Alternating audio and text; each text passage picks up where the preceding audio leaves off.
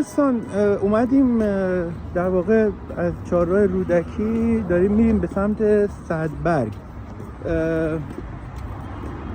اینجا عرضم به حضور شما که تو این راسته کلن گل فروشی خیلی زیاده، یعنی همه مغازه ها هستن ولی بیشتر گل فروشی که حالا جلوتر البته بهش میرسیم، بریم ببینیم چه خبر هست.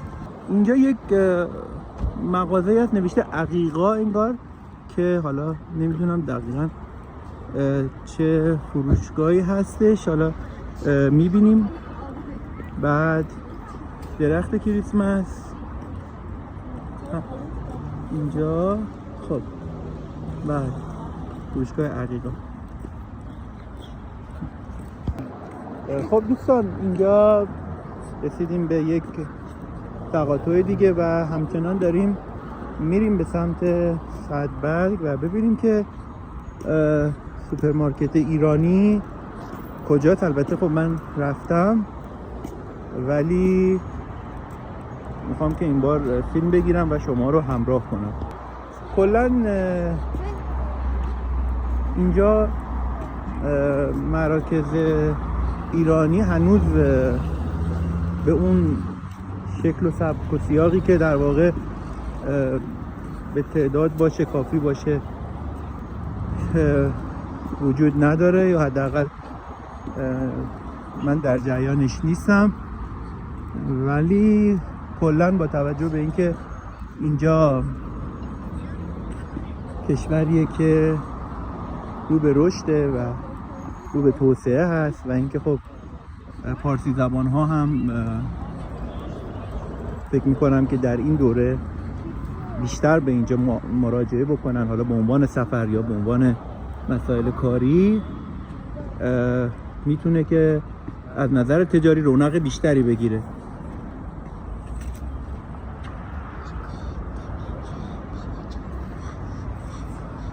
خب یک تندیسی رو اینجا ملاحظه میکنید که یکی از چهره‌های تاجیکستان هست و این رو نوشته کاملا پیداست.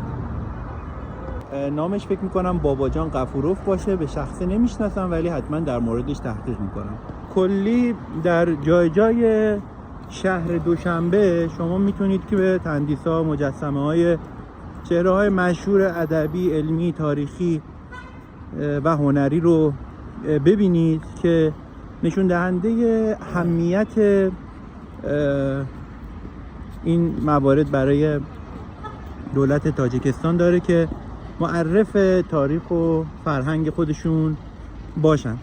خب الان ما همینطور پیاده اومدیم رسیدیم تا KFC. فکر میکنم در واقع برند معروف KFC رو شما همگی شنیدید حداقل دربارش، که تاجیکستان این برند رو اینجا داره و رستورانی هستش که در جهان شناخته شده است و کلا تاجیکستان محدودیتی در این مسائل نداره و اکثرا شما میبینید شرکت‌های بزرگ میتونن اینجا وارد بشن و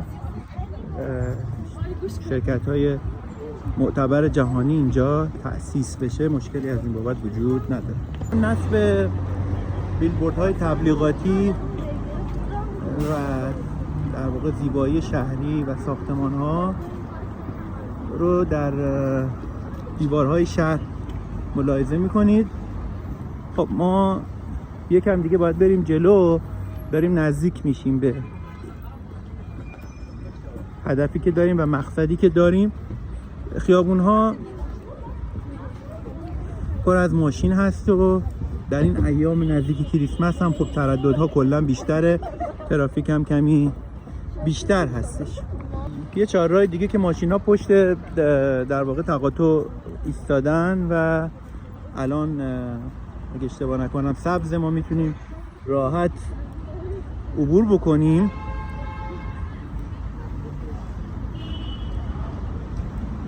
برسیم به یک ساختمون سبز رنگ که من ببینم این ساختمون سبز رنگ چیه. الان سوال میکنم و نوشته روش رو میخونم. ساختمان رودکی. بانک ملی تاجیکستان هست. بله بانک ملی تاجیکستان که من نمی‌دونستم بانک ملیه. خب اینم از بانک ملی تاجیکستان. خب پس از بانک ملی هم داریم رد میشیم ببینیم به کجا میرسیم. در اینجا کلا برای امور بانکی مشکل خاصی حالا وجود نداره. برای ایرانیان هم فکر میکنم یک بانک تجارتی هست که من هنوز نرفتم، ولی امور در حال بانکی رو انجام میدن و حالا یک روز هم به بانک تجارت که فکر میکنم تنها بانک ایرانی فعلا در اینجا باشه مراجعه میکنم و اطلاعات لازم رو کسب میکنم.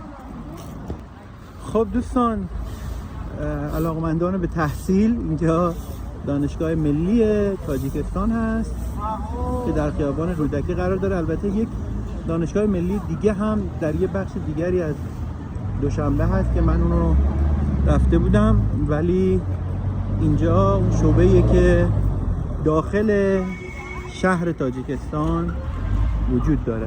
خب یه تقاطع دیگه اونور نوشته که مغازه خوراکواری اگه اشتباه نکنم، که در واقع همون سوپرمارکت خودمون، البته زیرش نوشته مینی مارکت هست. خب اوکی، هم از مینی مارکت دوشنبه.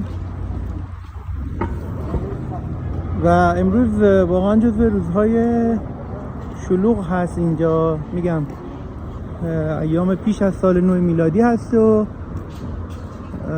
خیلی خیلی ترددها در سطح شهر بیشتره. اونور هم یک مغازه پیتزا و ناس، اونایی که دوست دارن به فست فود. ببینید اکثرا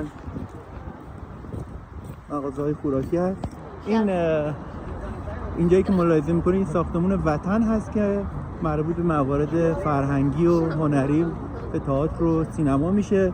این گل فروشی هایی که قبلا بهتون گفتم تو این خیابون هست دارید میبینید، به کرات هست و اون بر سمت راست من یکم زوم میکنم ببینید گل فروشی ها رو که کلا مردم تاجیکستان خیلی خانوادگی هستن، یعنی علاقه‌مند به امور خانواده هستن و برای پدر مادر و اقوام نزدیکشون ارزش زیادی قائلن. احترام ها رعایت میشه، سنت ها برقراره و به هر حال به این صورت عمل میکنن.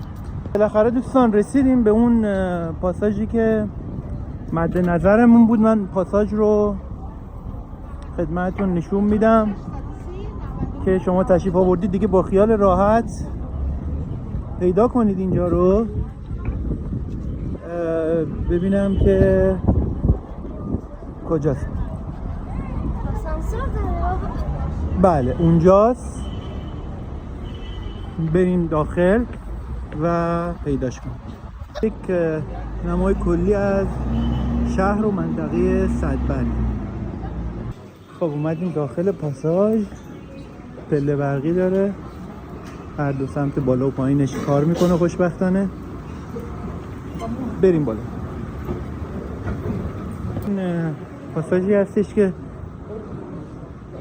الان بیشتر انگار لباسای زنانه هستش. حالا من شناخت زیادی ندارم. یه ترجمه اسناد رسمی هم اینجا وجود داره که به زبان فارسی نوشته شده، ممکنه به کار بیاد. حوزه ها رو ببینیم.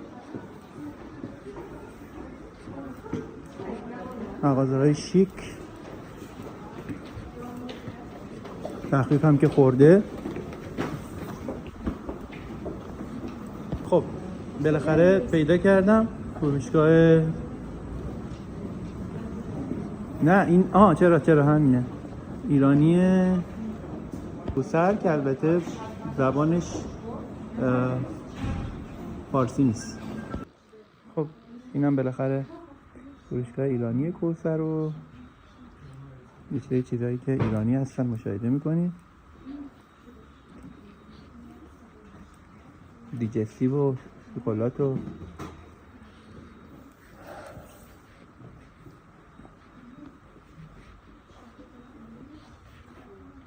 نگاه کنید خودتون.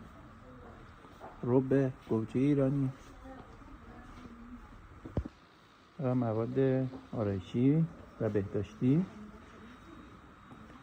مایع جرمگیر. اوکی، اومده بودیم چیپس و پفک هم بخریم که متاسفانه تموم شده.